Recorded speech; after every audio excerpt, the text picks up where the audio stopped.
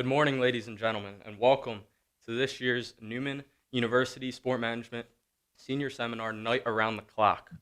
Today, for the first session at 10 a.m., we are represented by college athletics, communications, and the side of the game you don't see. To start off, I want to thank everyone, the panelists, as well as the attendees for showing up. And I want to let you guys know if you have any questions throughout the hour, feel free to leave them in the chat and we'll get to them as soon as we can. So to start off, I'm going to turn it over to the panelists for a brief introduction, and they can say what they want to say to start off.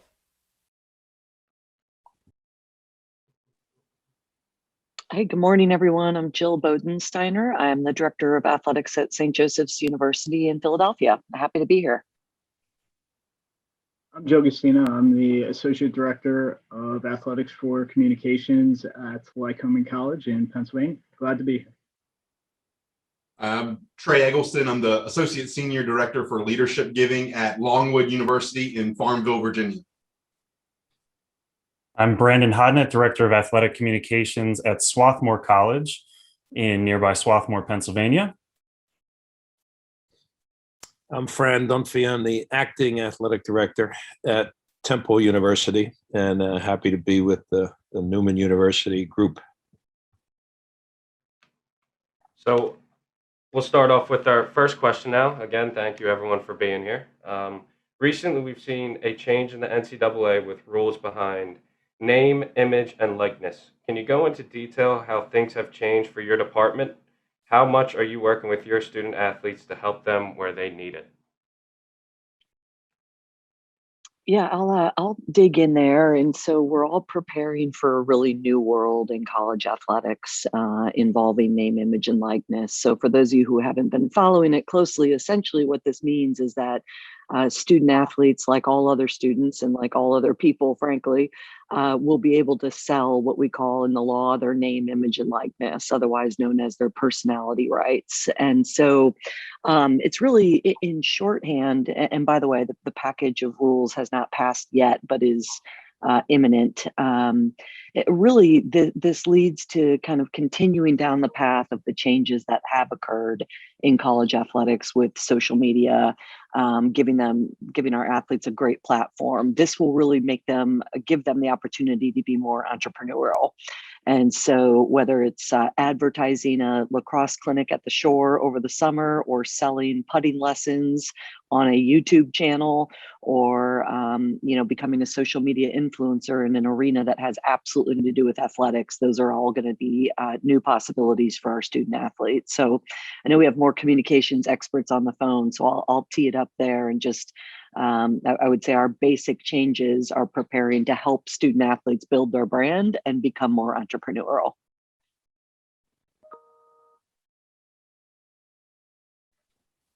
Yeah, so I would say at our level in Division III athletics, I don't know how much of a change there's going to be. I mean, certainly there's the opportunity for a Division III student athlete to be a social media influencer, but as far as getting too many chances or have the ability to sell their name, image, and likeness as far as relating to their sport, I don't know that there's really that much available to them. So I don't know how much that will likely change at our level in the coming years. I think for us, I would echo many of the sentiments that Jill just ran down for everybody. I think to add to it, we're in certainly uncharted territory. We're not really sure where this is all going to go. I think it's a good thing to start to include the student athletes in on opportunities and to give them as much knowledge as they need. But they're going to get a lot on their own as well. There's a lot of talk about it. Name, image, and likeness is a hot item for all of us at this point. Again, we're going to have to make a number of adjustments. The only thing that I think that many administrators think about is making sure that we maintain the level of opportunity for all the sports that we have, and not just for a chosen few. But that's the reality in life. There are some that are going to have more marketable opportunities than others may. but it's uncharted territory. And again, I would echo many of the sentiments that Jill threw out there to all of you guys. Yeah, I I'll think build on. Oh, go ahead. Sorry, Trey. I would say that it's an interesting point about opportunities for all student athletes, and I think you're going to see some of that based on a school's market and campus environment. We're in a small rural town, and I think some of the student athletes that might be seen as influencers who would have some opportunities, especially with local businesses and partners, may not play on the basketball teams. So I think there will be some opportunities, and I think that will look different on a campus by campus and market by market situation.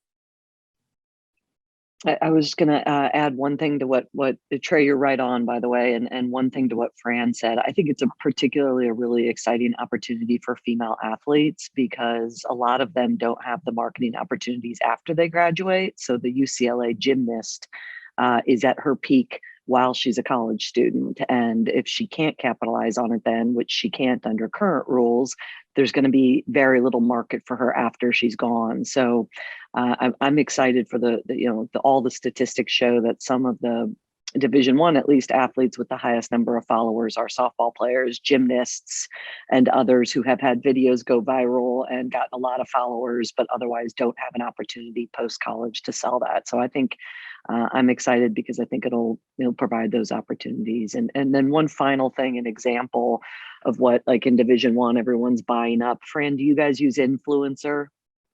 We use a lot of different things these days, Jill, just trying. Yeah. So influencer is basically a service where it uploads, when we finish a basketball game, our freshman point guard, Jordan Hall, by the time he gets to the locker room, will have his photos, social media ready, uploaded to his phone so that he can then repurpose them right away and build his brand. So those are some of the kind of tools that people are buying into to prepare for NIL.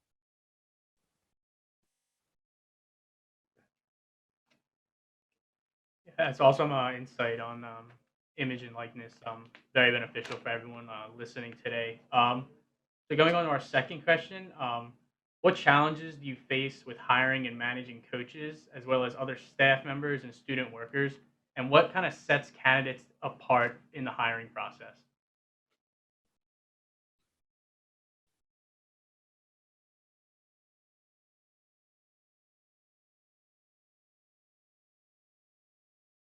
Well, let me just jump in there real quick because no one else has jumped in there yet. This is all sort of new to me. This, as an acting or an interim athletic director, it's a little different.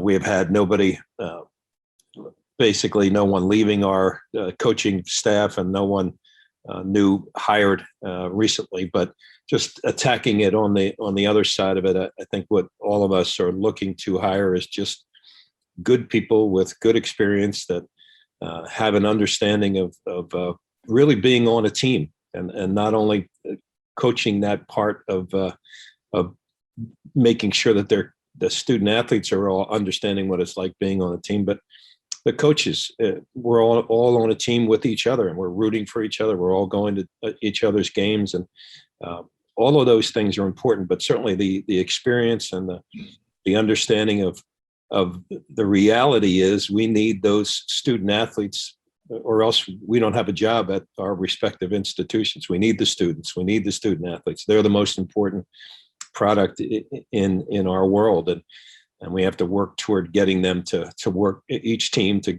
work together as a team to be the best that they can be, but also understanding we have to support each other. We're in unbelievable times in college athletics these days, and university life these days. Amazing times, and COVID has put us in a mode that we're thinking critically each and every day and being as creative as we possibly can, but certainly keeping the health and welfare of the student athlete in mind. Look, we're located in a town called Farmville, Virginia, and it's kind of like what you would imagine. That can be a tough sell for really qualified professionals, whether that's staff or coaches. So I think something that we look for is, do you want to be here? You know, do you really believe in the mission of the institution, believe in the profession of supporting student athletes and helping them to grow? You know, that goes a long way in telling us whether or not a university like Longwood, where we are in the hierarchy of college sports, is going to be the right fit for somebody. So really coming across as genuine in a belief in that mission, that's something that we look for closely. At the most basic level, what we look for when we hire people are people who are, obviously we want to know they're hardworking, but when we check references, we want to hear the word honest. We want to hear that the people are honest. And the other thing we want to hear is that they're accountable. If they do something wrong, or if they make a mistake, they own it and they live up to it. Those are the two most important things that we want to hear when we check references on somebody. Would say to, go ahead, Jill. Go ahead, Brendan. Nope. Okay. Okay. You go.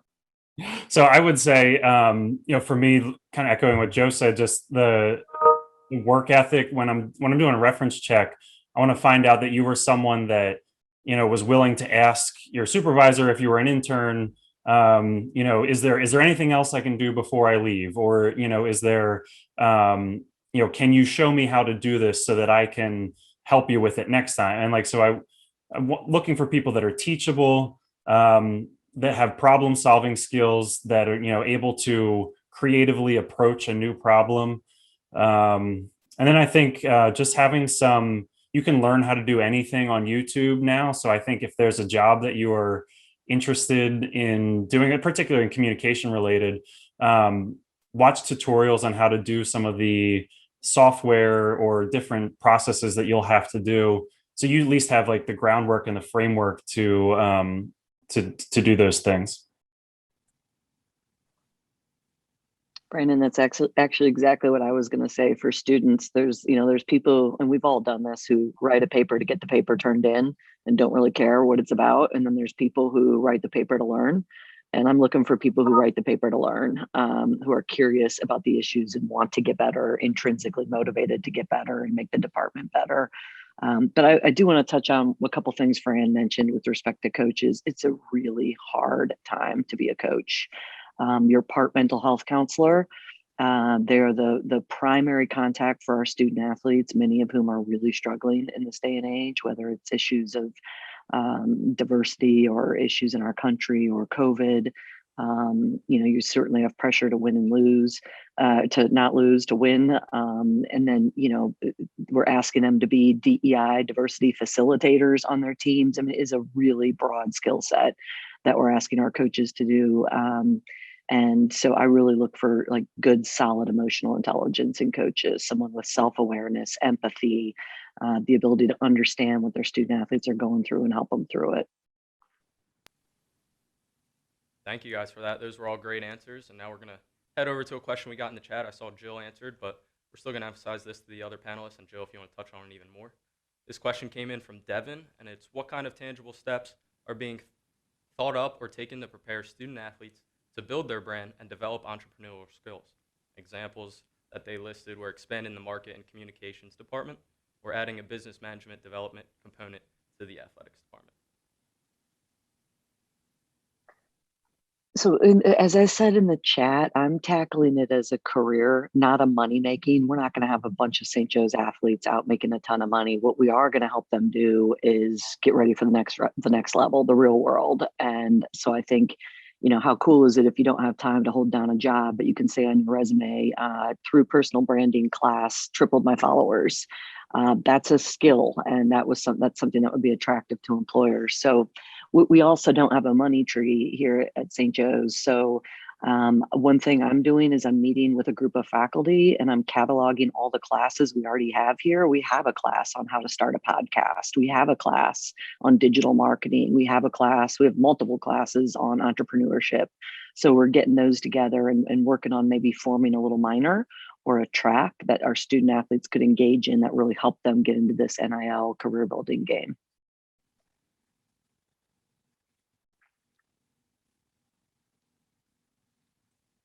Just something I might add to that is that there's probably not a day or 2 days that go by that you don't get a an advertising or a marketing email from somebody that says we can help your student athletes make the best decisions for NIL kinds of issues here. But all of us have people on our staffs that have a pretty good sense of what's happening with NIL. And we also at Temple have a sport tourism and hospitality management school, and many of the professors there are people that we can go to and talk about the opportunities that are out there. So there's plenty of chance for the administration to get involved, and we all are. We're all talking about it just about every day, and certainly the student athletes as well can do a lot of their own marketing research in this world.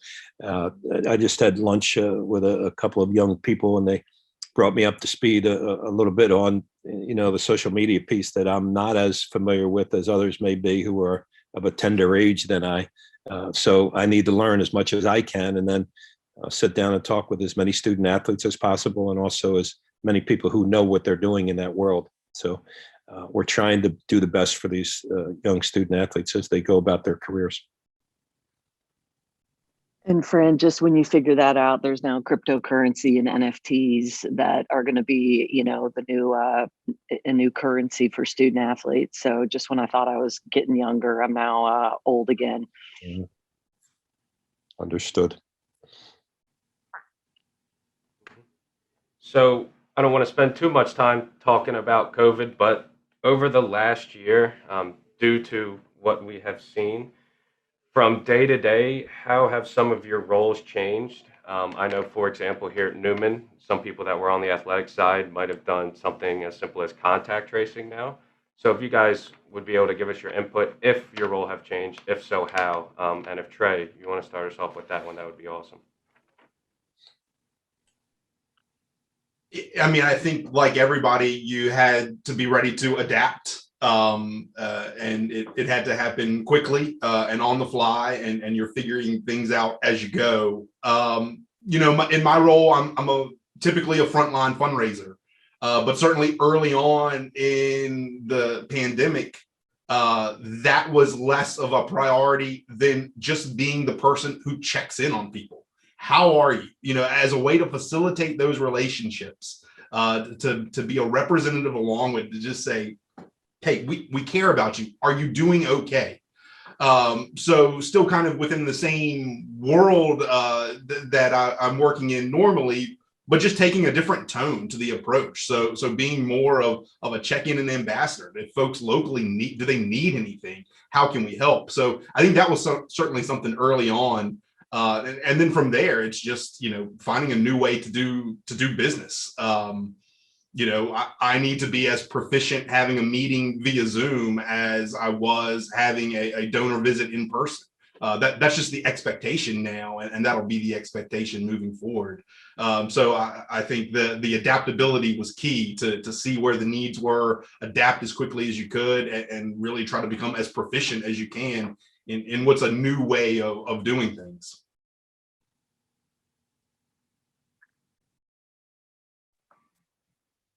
Yeah, I certainly, a lot of the elements of my job changed over the course of the past year. When it first happened and everything stopped, one of the first things that was kind of realized is, okay, we still need content to keep people looking at Lycoming College and their website. So, a lot of what I did those early months, we did videos on the seniors from that year that we hadn't done before, and it's something that we've continued doing this year. So there's been, a change in the amount of time that I spend doing work on video, which I believe might come up later too. So that's just one of the elements of the things that have changed in the past year. For us at Swarthmore, we actually canceled all of our games the entire school year. So my job hasn't looked the same since March of 2020, but one of the ways that we've been trying to keep people connected is really dig into the history of the school and the athletic department. And so I've spent a lot of time in the library, in our archives, just getting things online and then presenting them in a way that older alumni can find them and reconnect with the school and kind of like, oh, like, yeah, I remember when I played at Swarthmore in the 1960s or whatever. And then like just kind of figuring out a way to reconnect them, keep telling their story. And so that we've been doing that with podcasts and newsletters and just different interviews with alumni. And it's kind of helped me have a richer appreciation of the history of our program, but also, like I said, reconnecting, bringing people back in. And so I think it's been really beneficial to have this whole year with nothing new happening and still being able to produce content. So. I will say this: if you don't follow Swarthmore athletics, they put out some great posts of pictures of the baseball team from the 1890s and things like that that have been really cool over the course of the year. One of the things we did in the fall is I put together reunions because we weren't having any athletic competitions throughout the fall, so we put together athletic reunions with a few of our championship teams, and that was really cool, really cool.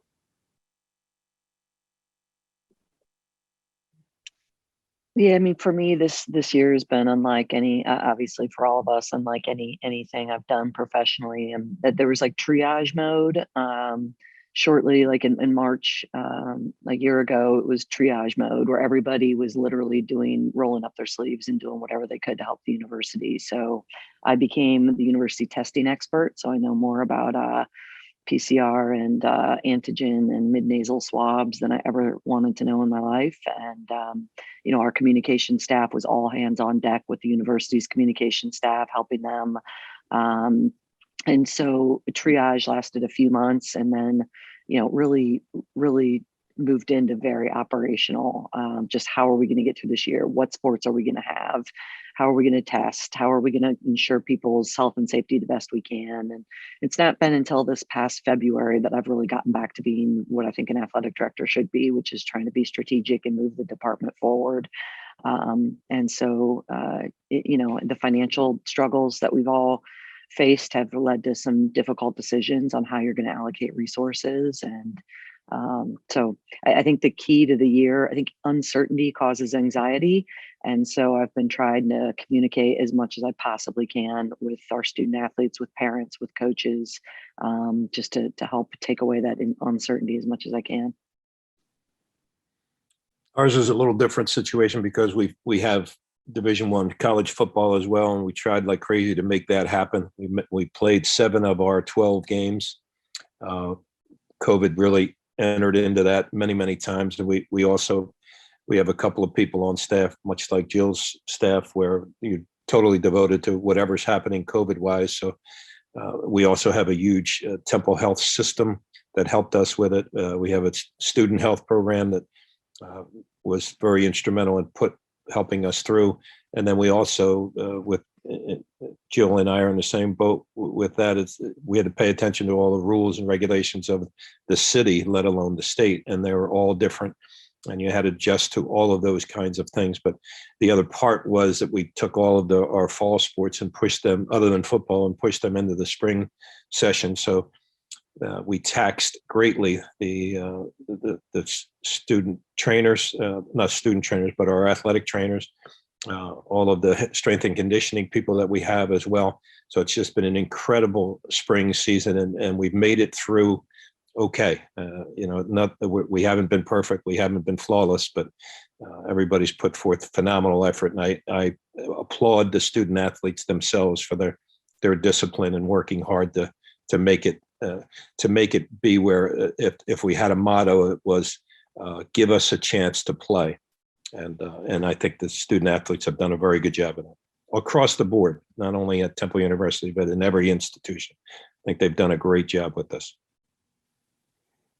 Sounds good. Thank you, guys. I have a question directed towards Brandon. I know Joe mentioned how great of a following Swarthmore athletics is and how good they've done over the past few months.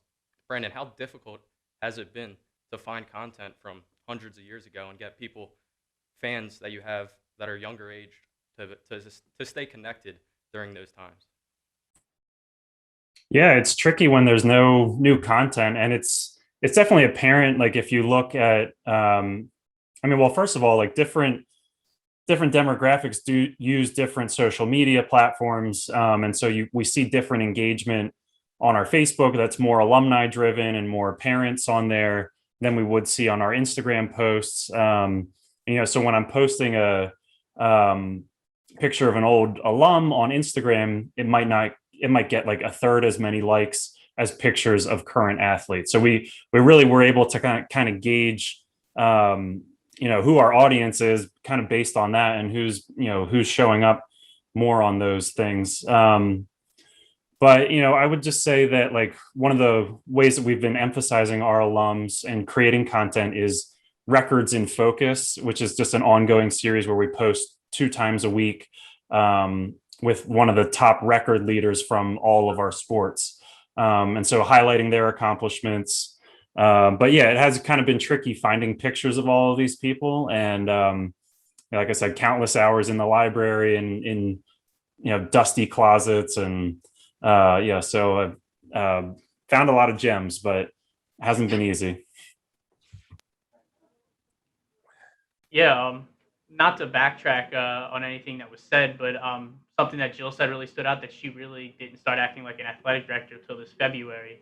So I think the question needs to be asked, how do you keep your athletic department connected with each other while also moving forward and planning ahead, even though the future isn't really planned out?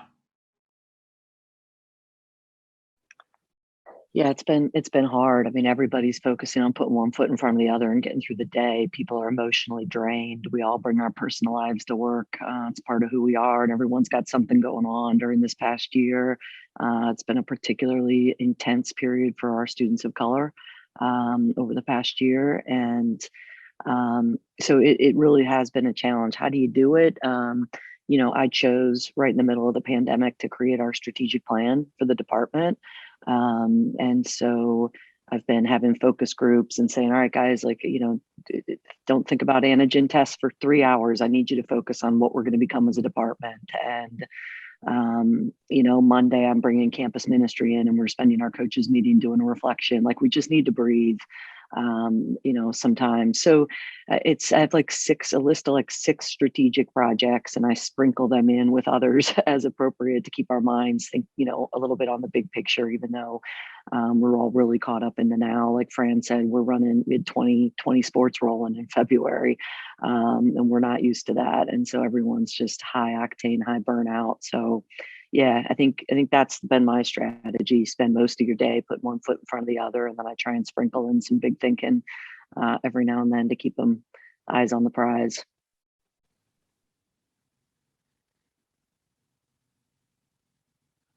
I think for us, we have meetings constantly with all of our senior staff, and we're in touch with our coaches. We try to go out and watch as many events as we possibly can to support the athletes, support the coaches. I would almost go back to what Trey said, and just asking the question of how you doing, and you're asking it of everybody. You're asking it of everybody who's within that athletic department, whether it's trainers, whether it's medical people, whether it's coaches, the athletes, the facility staff, everybody who is stressed like crazy, as Jill threw in there. So you just got to care about everybody that's there, and there's nothing wrong with picking up the phone and asking that question, how you doing? And then let's see if we can't work through an issue that's prominent in a given day.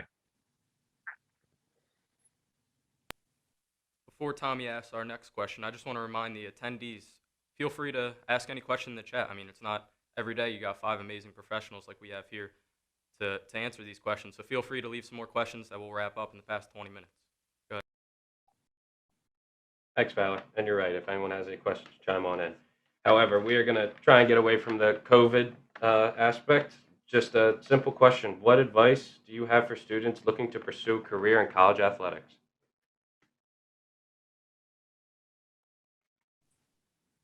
So, Brandon, go ahead. So we just interviewed a baseball coach the other week, and he said one of the first pieces of advice that he got was be ready to sleep on your couch or somebody's couch. And what that means is that at least at the beginning of a career, there's a good chance that you're not going to get a high paying job.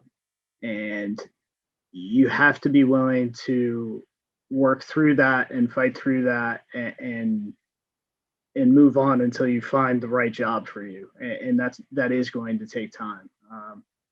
So that stuck out to me as something that was said again. So be prepared to sleep on somebody's couch.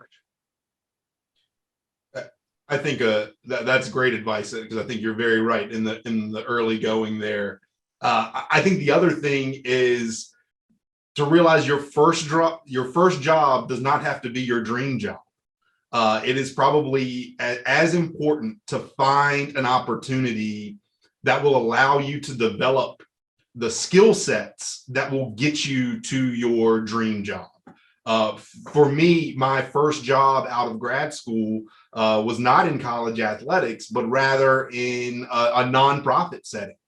But in this small organization, I was able to really learn how to manage the finances of an organization, human resources practices. In that particular job, navigating a legislative body, working with a board of directors, all of these skill sets that were translatable, so that when I did have an opportunity to move into a role in a college athletic department, I had some skills that would not only translate to help me get the job, but to help me do well in that position too. So just make sure you're not too narrowly focused on one specific thing. Be prepared to broaden your ideas of what that first job could look like, and make sure it's helping you build the skills you will need for what you ultimately want to do.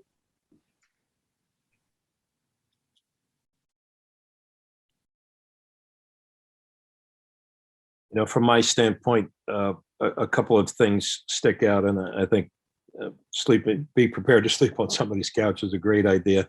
One of the things we all do in life is build relationships, and don't be afraid to put your stuff out there, talk to people, let them know what it is you're interested in doing. And again, that the idea that Trey threw out of your first job doesn't have to be your dream job. My career was mostly in college basketball coaching, and my first job as an assistant coach in 1980, granted it was a long time ago, was my first full-time assistant coaching job paid me $3,000 a year, and you had to figure it out. And then again, you did a lot of sleeping on couches and trying to be the best that you could be, and working countless hours every day, and just putting your stuff out there, let people know who you are, and lead even in those situations, but lead by example, that no job is too small. You'll do anything and everything to try to help your organization be better, and people will notice.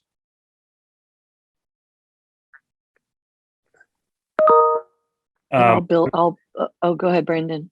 I was just going to add, compile a good portfolio, or samples of things that you've done and that you've worked on, and that can be really helpful when you're coming into the interview, to leave something behind with the person that you are interviewing with, and just a reminder of them of, like, here's some things that I've worked on. Here's just some examples of some of the projects that I've done. So I think that's another thing that I would recommend. Start working on that now. Yeah, I agree with what everyone has said. I remember somebody told me once, how about you work on, how about you focus on doing the job well instead of getting the next job? Like, prepare yourself to do whatever tasks you have really well, whether it's in school, on a club, whatever opportunities you're taking advantage of. But I want to go back to what Fran said, because college athletics is a tight-knit world, and a lot of networking is really kind of important, because we tend to meet or to hire people who we've met through different experiences. I have students just email me out of the blue all the time. Can I learn about what you do? And I'll schedule a Zoom with them. Then they go in my candidate file. If we had a really good conversation, they'll go in that file because they took the initiative to reach out. I got to know them a little bit. But networking can sound like a scary word. I'm a complete and total introvert. And so I remember I'm not good at it. I don't like it. It can be really scary to put yourself out there for some people, and just encourage you to push through that and reach out to people, because that's how you learn and that's how you meet folks. And always offer, if you have a call, always offer, like, networking's a two-way street. It's a relationship that goes back and forth. And so I remember the first time a student said to me, "Hey, if there's ever anything I can do for you, let me know." And I thought, and then like a month later, my nephew was like, "Hey, do you know any finance majors at," I was at Notre Dame at the time, "who I could attend class with to get to know the and I called on the kid. I was like, "There's something you can do for me." So, remember, it's a two-way relationship. Sounds good. Thank you, guys. Two-way relationship, and always be willing to sleep on a couch. That's good to know. So from the next question we got in the chat, it's a long one, but what are the conversations like within the athletic department and from the athletic directors on the future of the college sports landscaping, facing competition with new startup leagues like Overtime and the Professional Collegiate League? And then regarding the ever-evolving transfer rules allowing athletes the ability to transfer once and be eligible immediately. How long do we have on this panel? I could talk for 4 hours about this, and a lot of this is basketball centric, so I'll give Fran most of the spotlight there. But the conversations are that we're at the biggest crossroads in the history of college athletics. 6 now, I think 7 bills pending on Capitol Hill, federal legislation that's going to, in large part, control the future of college athletics, the transfer portal, name, image, and likeness. It's a really, really critical time. So the conversations are, how can we adapt on campus? I think really twofold. Really, one, I'm trying to help maybe shape the future. I've talked to 3 or 4 senators, staffs on what these bills should look like. And then number 2, whatever happens, how can St. Joe's adapt and still continue to be the best St. Joe's we can be, and be the best we can for our student athletes in what is surely a new world. But Fran, maybe you could just touch on recruiting and the transfer piece, which it's really, really different. Well, the term free agency has been thrown about often in the last number of months, and that's where we are. We're in a free agent world where I think somebody made the statement that I think there's at least 3. We're averaging 3 kids per program that are leaving our program. So that means we're probably getting 3 kids from somewhere else. So it's an amazing time. We're going to adapt. I think we're going to be okay with this. We just all have to figure out what the best way to do this is. And again, uncharted waters, but we're in free agency, and that's kind of how it's seen. That's how it's looked at these days. I think there is probably a little. It'll calm down. Things will calm down in the next 2 years, is my opinion. But we're thinking the grass is greener somewhere else for many of us. And I see these young people transferring to other institutions. Well, there's other people that are transferring to the same institution who are your same position. And you probably would be better served staying right where you are and just making the best of the situation. But that's not the world we're living in now. So we have to adjust to everything. I would tell you that I think most of the basketball staffs, and probably football staffs as well, are sitting on that transfer portal every single day, making calls and finding out who's interested, how they're going to fit. But you're also helping those kids that want to leave. You're helping them too. I mean, so they're yours until they're not yours anymore. You have to help them and guide them as best you can. But it's an amazing world we're living in. But we're going to figure it out, I think. But it's a sheer free agency issue that, again, I think we're worried about taking care of the student athlete as best we possibly can, but advising in the right way. The question also asked about the maybe alternative basketball league. I think, the pessimist would say, oh my gosh, they're going to take the most talented and our product won't be as good and will anybody watch anymore? The optimist will say, part of what's gotten us into the mess we're in right now with all the legal challenges and amateurism is that there's no alternative path. So people who are in college who don't want to be in college because that's their only alternative, particularly in the football realm, there's literally nowhere to go to get paid to play football prior to the NFL. And people blame the NCAA for the basketball one and done rule or for, exploiting college football student athletes. Well, it's the NFL and the NBA who have collective bargaining agreements that keep the kids out and force them into college if they don't want to be there. So to me, an alternative league helps us change the narrative that we're exploiting kids who don't want to be in college. If nobody talks about exploiting hockey or baseball student athletes because they have legitimate choices to go play pro. So I'm great with it. I think our product, it'll still be apples versus apples on the court. And if the best are in a different league, that just takes people who really have no interest in going to college and allows them to reach their dreams. Awesome. Thank you. So we have a question from the chat. This is from Rebecca. It was from a couple questions ago. So her original question was, so as long as it's a communication job, it should be fine versus taking a sales job in athletics. So for instance, if you were wanting to do a community engagement, would it be better to take a job outside of sports, or would it be better to take a sales internship inside of the sport industry? And if Trey, you want to start us off with this one, that'd be great. Yeah, I think, what the example I was trying to provide there is really to say there's no best path to what you ultimately want to do. Don't be so narrow-sighted on, the only way I can get this job is if I get this one first. There are a lot of paths that can get you where you ultimately want to be. You referenced community engagement. If you're having trouble finding the right opportunity within sports or within college athletics, perhaps there's a job as a grassroots organizer for a nonprofit on an issue that you're passionate about. And there you're going to learn, how to manage volunteers, how to work with diverse communities. A number of skill sets that, again, are really going to help you regardless of where your career goes from there, and will translate to those type of roles within college athletics. So again, I don't think there's a best way to do any of this. Just knowing that there are definitely different ways to begin your career that can still ultimately get you into sports or college athletics. Yeah, I think that's exactly right. There's no best path. I mean, there's hundreds of examples of people working outside of athletics for a couple of years or many years before deciding that it was the path for them and deciding to get back into it. So don't limit yourself. Try to find something that's interesting to you when you begin your career, and go from there.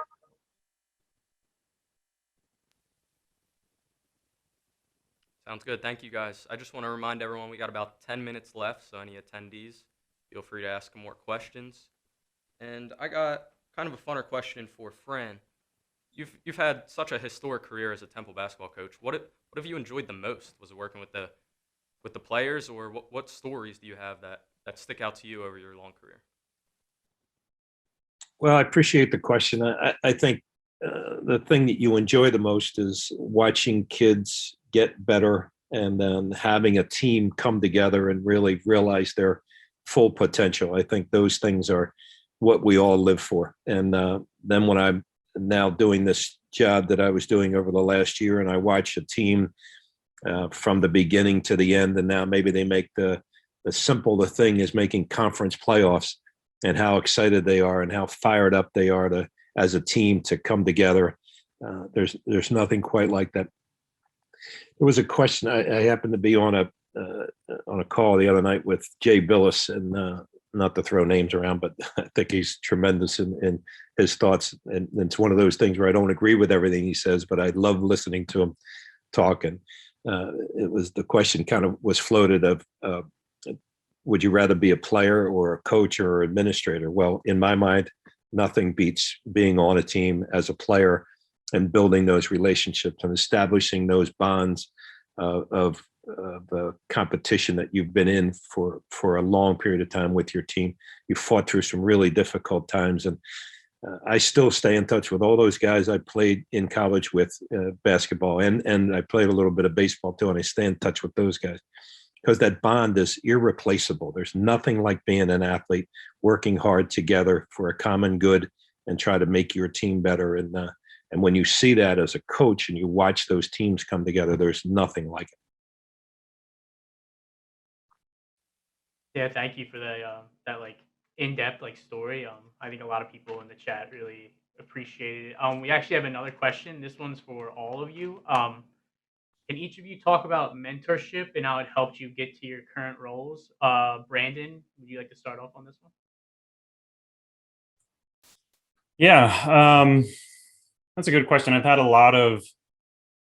had, I think, 4 different athletic directors that I've worked under.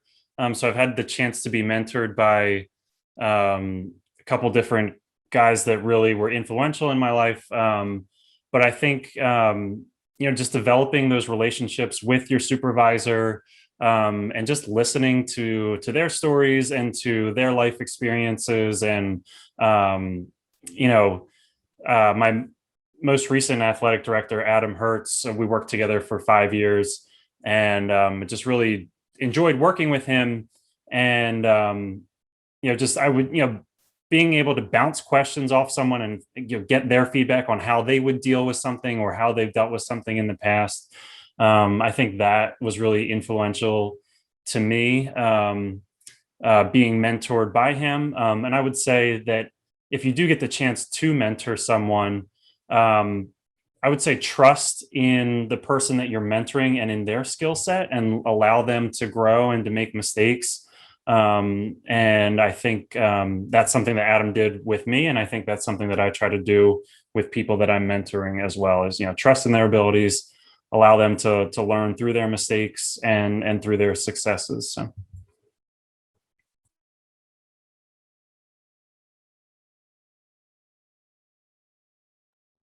Anybody else want to touch in on that one, just to hear what you guys have to say? My best mentors were probably the ones who were most brutally honest with me. And, I remember I was a lawyer for 15 years before I got into athletics, and right out of law school, I clerked for a federal judge, and I wrote my first opinion, and I thought I was a really good writer, and it came back with red all over it and said, redo. And I sat down with her, and she taught me in a year how to write, how to really write and communicate. And she was really honest with me. And same with my boss, the athletic director at Notre Dame. He was really tough on me. And he said, I'm doing this because you can take it, and I want to make you the best you can be. So he established that relationship up front. Like, I see something in you and I'm going to be hard on you. Are you okay with that? And I said, absolutely, bring it on. So to me, those were the most valuable, the people who were really honest with me. Yeah, and that's a good point. Is just because somebody's being honest with you, you don't need to take it as this criticism that you're not good at the job. It doesn't mean that, and that's something that needs to be realized early in the relationship, when you're being mentored or when you're mentoring somebody. Is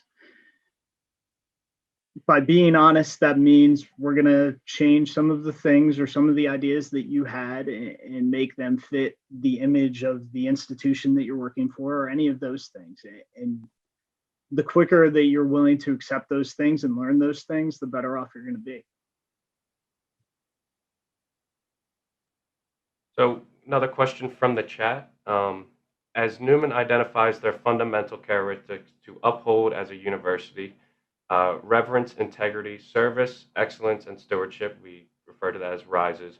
What are the core values you utilize within your athletic departments? How do these values help the sports department administration have one vision for the future of the sports program? And Joe, if you want to start us off with that one, that'd be great. Tradition, excellence, community. And, the great question, because if you don't have everybody understanding what you're all about and what you're trying to do and can rattle it off, if you stopped any men's basketball player right here, they would say their program values respect, elevate, serve. That's their culture. And so I think sometimes culture can get lost if you're not intentional about it. So we're tradition, community, and excellence. Yeah, having those common characteristics, those core values, in an industry like college athletics, you do see a lot of turnover, especially at a school like Longwood. People are coming in, they're getting a start here, they're moving on. Coaches are coming here for a period of time and moving on. So having some core values that form a common bond is really the only way to create the culture you need to create as people come and go over time. It really is what helps, you reach the vision you have for a department to implement a strategic plan if there's some common core values that are holding everybody together.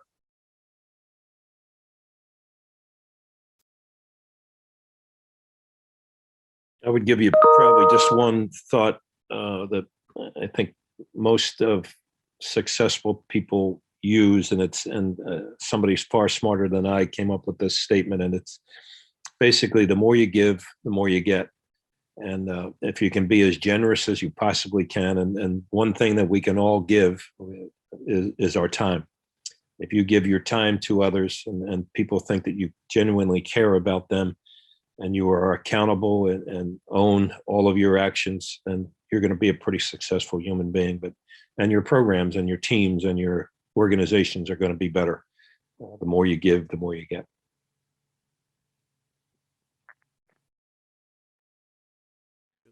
Brandon and Joe, if you guys want to chime in there, because I think that's going to be just about our last question. So I'd love to hear from everybody.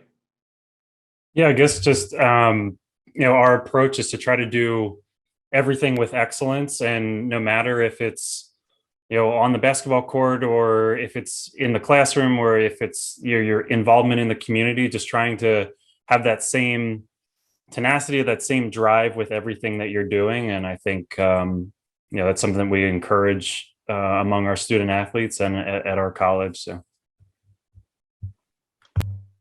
yeah, one of our biggest values again is integrity. It's throughout the course of an athletic career, you're going to make mistakes, and it's learning from those and dealing with those and fixing those that lead to success down the lines. So integrity has always been a huge part of our athletic philosophy here.